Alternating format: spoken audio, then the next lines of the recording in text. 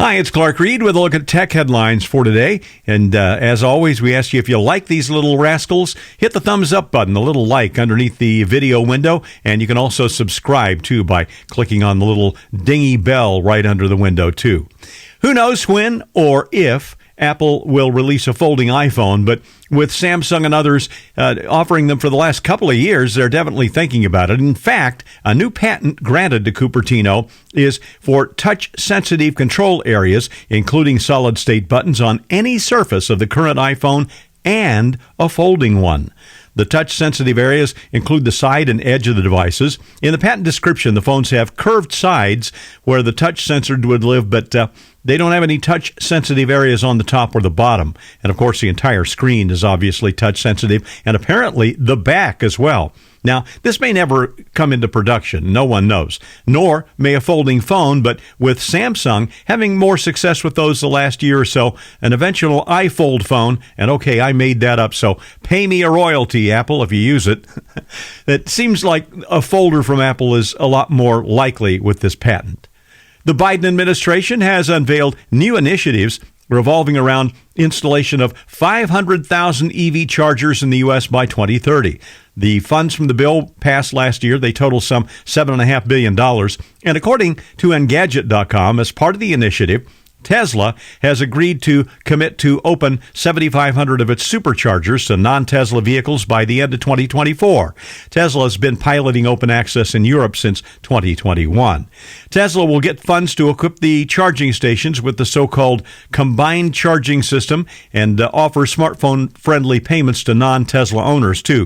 GM, Ford, and ChargePoint have also combined to add another 40,000 fast charging stations. At present, there are about 130,000 public charging stations across the U.S. highway system.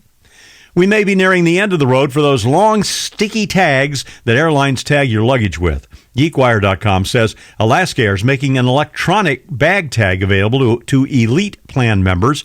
They'll roll the things out more broadly the first half of this year. How it works? Well, you leave the electric tag on your bag all the time. When you get to the kiosk or the desk at the airline, it uses near-field communications to update the e-ink display, which is like the one on a Kindle, that's on the tag. It updates with your information, and then that info just stays on the tag until it's updated for the next flight. Right now, Alaska hasn't said when the tag will be available or what the tab will be for those little electronic tags. But in Europe, the one-time fee is generally 60 to 70 bucks. By the way, the tags also have an RFID transmitter for airlines to track and route bags, but a lot of airports don't support that feature yet. Apparently, Elon Musk had a hissy fit when President Biden got more engagement over the big game weekend than Elon did. TheVerge.com reports the engineers were tasked with fixing the problem, so to speak. Now, whether or not you have Musk blocked or hidden, you're going to see his tweets on Twitter. In fact, never followed Elon? That's okay. You're going to see his tweets, too. Will this make his little fee-fees less hurt? Who knows? We can only hope. Meanwhile, Twitter has had a pretty good number of accounts leave Twitter blue rather than pay them the $8 a month, including the account for Tesla. Here's the weird part. A lot of those accounts have noticed that they haven't lost their blue check mark. In fact, researcher Travis Brown has determined that in the last week, 26,319 users have unsubscribed or were removed, and a lot of them haven't had the blue check mark go away. So it looks like maybe they're trying to pad the numbers of Twitter Blue there over at Twitter. I'm Clark Reid, and you're Technified for now.